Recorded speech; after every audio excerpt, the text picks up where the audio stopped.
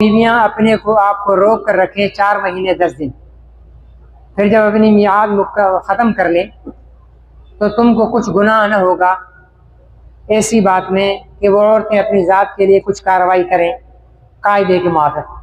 अल्लाह ताला तुम्हारे अफ़ाल से बाखबर है और तुम पर कोई गुनाह न होगा जो इन मज़कूरा औरतों को जो इद्दत में वफ़ात पाते हैं पैगाम निकाह देने के बारे में कोई बात इशारतन कहो या अपने दिल में पोशीदा रखो।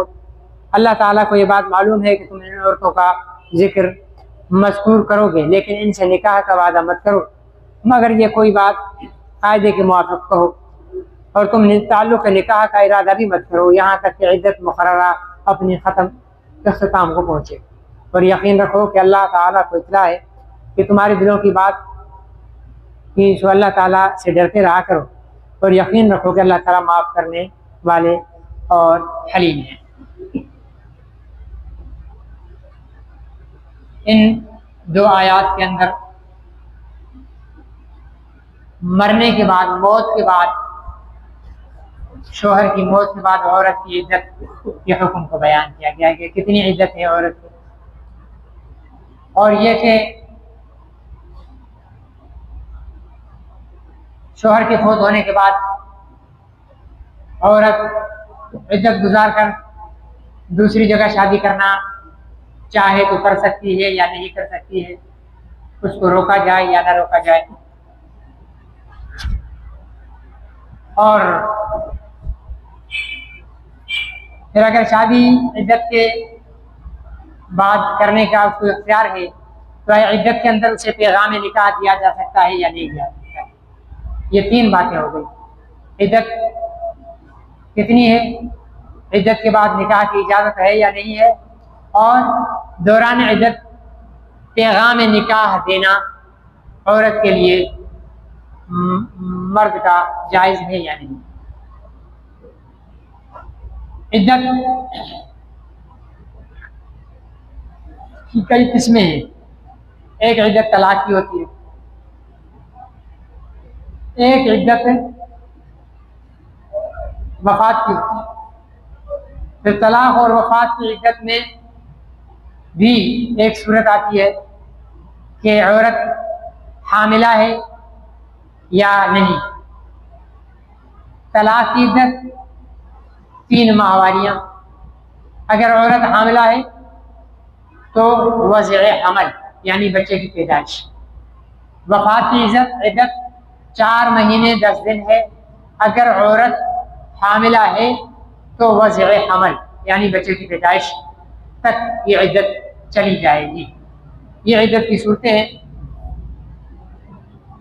3 आयात में मौत की इज्जत को बयान फरमाया कि 4 महीने 10 दिन, 14 अशहुरिन व अशरा, 4 महीने 10 दिन इज्जत करनी होगी विवाह को। फिर आगे फरमाया कि किसी के लिए ये दुरुस्त नहीं है कि वो इज्जत गुजरने के बाद औरत अपने लिए अगर कहीं निकाह का रास्ता ढूंढती है तो उस पर उसके रिश्तेदार या माशरा, ठीक है ना जी, या उसके वारिस उसको मना करें, ये गलत। इज्जत गुजरने के बाद औरत आज़ाद है, अब वो जहाँ चाहे निकाह कर सकती है। हमारे यहाँ तो जल्दी से शुरू हो जाते हैं ना, देखो जी आग लगी हुई थी, इसको तो अपना शोहर का कफन भी मेला नहीं हुआ और चलिए शादी करने।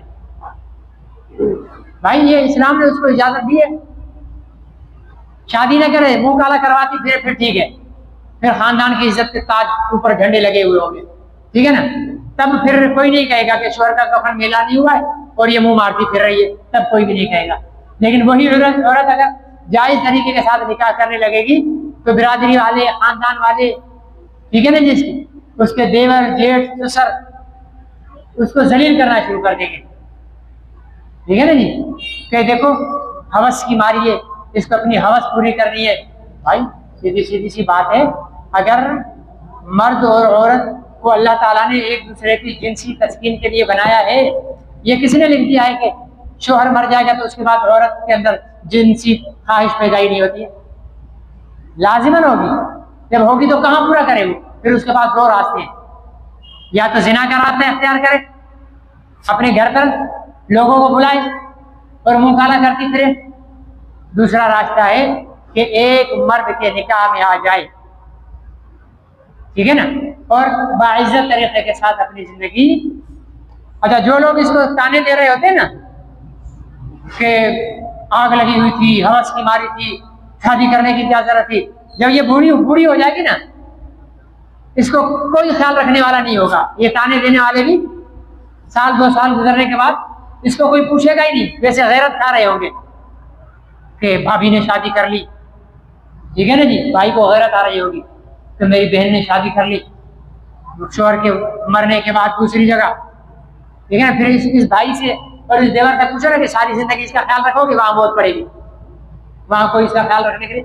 बस जाहिर है औरत का जब तुम ख्याल रखने के लिए भी तैयार नहीं हो तो उसे एक मर्द तो चाहिए जो जिंदगी के आखिरी लम्हे तक उसके साथ रहे, उसके साथ गुजारे, उसका ख्याल रखे और वो उस मर्द का ख्याल रखे।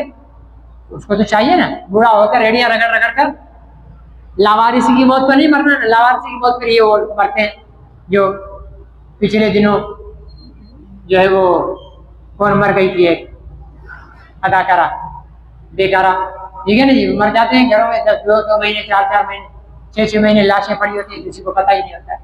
ये क्या होता है कि इनके पास मर्द मुहाफिज मर्द नहीं होता, और मुहाफिज मर्द सिर्फ शोहर होता है औरत के लिए,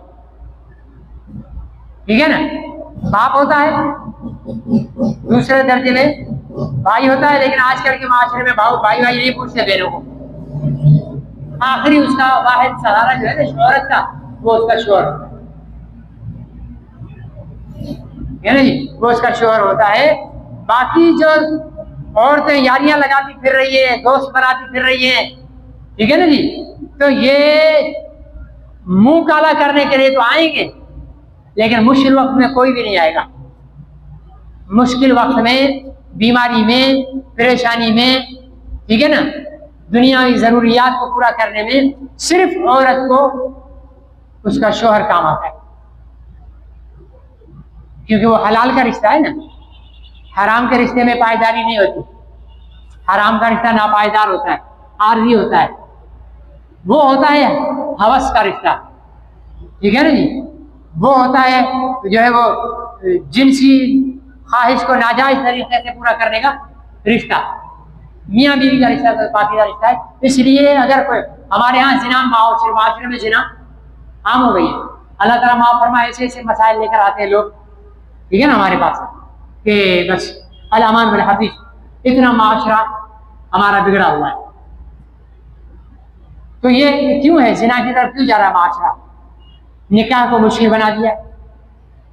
अगर हर बेवा औरत का, मैं पढ़ रहा 5-6 महीने पहले की बात है, एक रिपोर्ट शायद हुई थी कि पाकिस्तान में 1 करोड़ और 30 लाख के करीब औरतें 35 साल की उम्र को पहुंच गई है, कवारी है। 35 साल की 1 करोड़ 30 लाख औरतें कंवारी बैठी हुई। अब लड़कियों ने अपने आइडिया बनाए हुए होते हैं कि जी इतना पढ़ा लिखा होना चाहिए, इतना ये होना चाहिए, इतना ये होना चाहिए। उस अक्कड़ में जो है ना वो उम्र उनकी ढल जाती है, फिर रिश्ते आना बंद हो जाती हैं, फिर वो सज्जों में पड़ी होती है, कोई काना लूला लंगड़ाई मिल जाए तो इससे बेहतर है कि जब आपकी उम्र है शादी की तो आप मुनासिब कोई रिश्ता हो, तो क्यों अपने ऐसे आइडिया बनाते हो और हीरो का तस्वर लाते हो कि ऐसा कोई हीरो होना चाहिए और इतनी कमाई होनी चाहिए और इतनी तालीम होनी चाहिए और ये होना चाहिए, शर्म हया होनी चाहिए, दीनदारी होनी चाहिए। क्या भी है ना जी, शर्म हया हो और दीनदारी हो। मर्द शादी कर रहा हो तब भी औरत ऐसी देखे जो बाशर्म और बाहया हो और दीनदार हो। अगर औरत शादी कर रही है तब भी वो ये देखे कि बाशर्म बाहया हो, दीनदार हो, बात खत्म। लेकिन नहीं जी, आजकल तो हमने बच्चियां पढ़ाना शुरू कर दिए ना। अब जाहिर है MBBS डॉक्टर है, वो मैट्रिक पास से थोड़ी शादी करेंगे। LLB कर रखी है, वकील है माई, अब वो इंटर पास से कहाँ से शादी करेगी? अब वो पहले तो बड़े इस घमंड में रहती है कि मैं वकील हूँ, मेरे मेयार का तो कोई ऊंचा रिश्ता होना चाहिए, ठीक है ना जी। शुरू में आते रहते हैं अच्छे रिश्ते, आया अच्छा नहीं, इसको भी रिजेक्ट, ये भी रिजेक्ट, ये भी रिजेक्ट, ये भी रिजेक्ट, आखिर में खुद रिजेक्ट हो जाती है और बूढ़ी होकर मर जाती है। तो कुरान का हुक्म है कि औरत के बेवा होने के बाद इद्दत गुजर जाए, अब उसको दूसरे निकाह से मना न करो। मना करना मतलब जिना का दरवाजा खोलना है। अच्छा, आगे फरमाया कि दौरान इद्दत औरत को निकाह का पैगाम देना का ये जायज नहीं है, ये जायज नहीं है। हाँ, दिल में इरादा कर लिया कि ये औरत बेवा हो गई, ठीक है ना जी, ये औरत बेवा हो गई, अब मैं इसे शादी करूंगा, ये दिल में इरादा कर लिया। फिर हम में से तो कोई इतना चंगा मुर्स नहीं है कि इस किस्म का इरादा करने, ठीक है ना जी। हम तो एक के ही उसमें झगड़े हुए, ठीक है ना जी, उससे आगे जा ही नहीं सकते। वो पुराने दौर के मर्द होते थे जो एक से ज्यादा चार चार निकाह क्या करते थे। ये उन मर्दों की बात हो रही है, अपनी नहीं हो रही है, अपन उन मर्दों में से नहीं है, ठीक है ना जी। तो इरादा कर लिया दिल में, या इशारतन किनायतन इशारा दे दिया, उस बेवा को इशारा दे दिया, खुलकर नहीं, वह इशारतन कह दिया कि जिससे ये मफहूम निकले कि हाँ भाई ये शादी का ख्वाहिशमंद है। लेकिन खुले तौर पर पैगाम भेजना इद्दत के दौरान नाजायज और हराम है औरत के लिए। औरत को मर्द के लिए निकाह भेजना नाजायज और हराम है।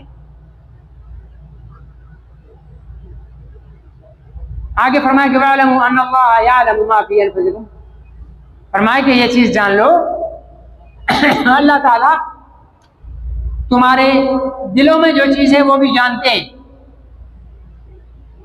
दिलों में जो चीज है, इसलिए गुनाह का इरादा करना भी गुनाह है, हराम का इरादा करना भी हराम है, नियत करना भी हराम है, ठीक है ना जी। इसलिए हराम काम और गुनाह का नियत और इरादा, अगर नियत हो गई किसी भी हराम काम, मिसाल के तौर पर दुकानदार है, उसने नियत बना ली कि ये कपड़े का दुकानदार है, ये वाला कपड़ा मैं झूठ बोलकर इतने रुपए मीटर बेचूंगा, हराम का इरादा कर लिया ना झूठ बोलने का, तो अब ये इसका गुनाह है। अब इस पर तौबा करें। गुनाह और हराम का इरादा करने पर भी तौबा लाजिम है कि अल्लाह मेरी तौबा, मैंने आपके हुक्म की नाफरमानी का सोच लिया था, नियत कर ली थी। और अगर इरादे को और कोई इंसान नहीं, दुनिया की कोई मशीनरी नहीं है जो इंसान के इरादे को समझे सिवाय अल्लाह की जात की, इसलिए अल्लाह से छुप नहीं सकता बंदा। मैं आपके जाहिर को देख रहा हूँ, आप बोलेंगे तो मैं सुनूंगा, मैं बोल रहा हूँ तो आप सुनेंगे, आप बैठे हैं तो मैं देख रहा हूँ, मैं बैठा हूँ तो आप देख रहे हैं, ठीक है ना। बस हमारा देखना सुनना बोलना इतना ही है। अल्लाह रब्बुल इज्जत दिल के अंदर को भी जानते हैं कि इस दिल के अंदर क्या है, हराम की मोहब्बत है, हलाल की मोहब्बत है, नाजायज काम का इरादा है, जायज काम का इरादा है, ठीक है ना जी। इन सारी चीजों को अल्लाह रब्बुल इज्जत जानते हैं।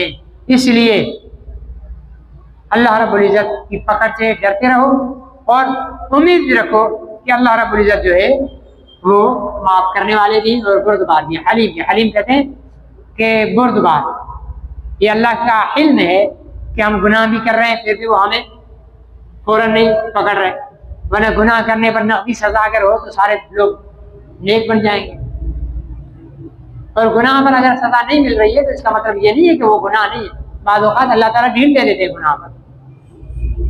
इसलिए इस चीज पर खुश नहीं होना चाहिए कि मैंने गुनाह किया मेरी तो पकड़ हुई है, हो सकता है अल्लाह ताला की तरफ से ढील हो ताकि और गुनाह करे और गुनाह करे और इसको आखिरत में पकड़ा जा सके। तो 3 बातें हुई, पोती की इद्दत 4 महीने 10 दिन, बेवा इद्दत गुजारने के बाद शादी करने में आजाद, उसको कोई मना नहीं कर सकता, और बेवा औरत को इद्दत के दौरान खुला निकाह का पैगाम देना हराम है। अलबत्ता इरादा कर सकते हैं और इशारतन किनायतन बात कर सकते हैं। अल्लाह अमल की तौफीक नसीब फरमाए। अल्हम्दुलिल्लाह रब्बिल आलमीन वल आक़िबतु लिल मुत्तक़ीन वस्सलातु वस्सलाम अल्लाहुम्मा अहसिन आक़िबतना फिल उमूर अल्लाहुम्मा हब्बिब इलैना ईमान।